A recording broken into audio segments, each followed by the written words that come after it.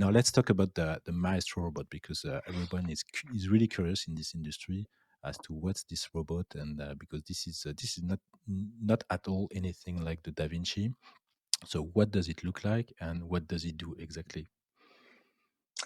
So Maestro is, what does it look like? It's a two-arm robot. Those two arms can hold any laparoscopy instrument.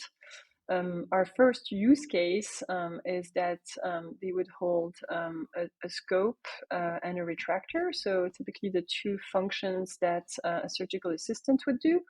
But in theory and also within our regulatory clearance, they can hold anything.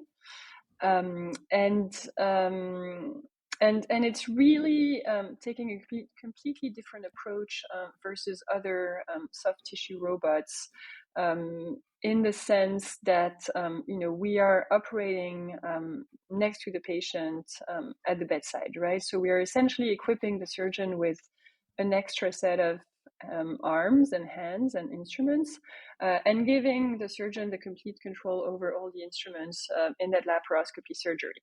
So that's very much like what a Da Vinci does, right? A Da Vinci gives control to the surgeon over all the instruments that are used in that surgery.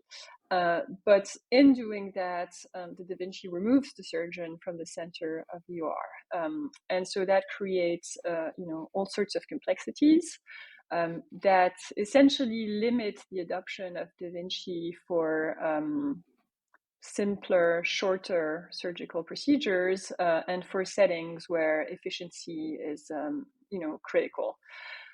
So we've tried to take what surgeons like about robotics, which is the complete control, the super stable vision, the precision, but bring that really at the bedside in a way that wouldn't change the workflow in the OR, and that wouldn't change the surgical technique, the surgical instrumentation, and that would be very light to implement, if you will.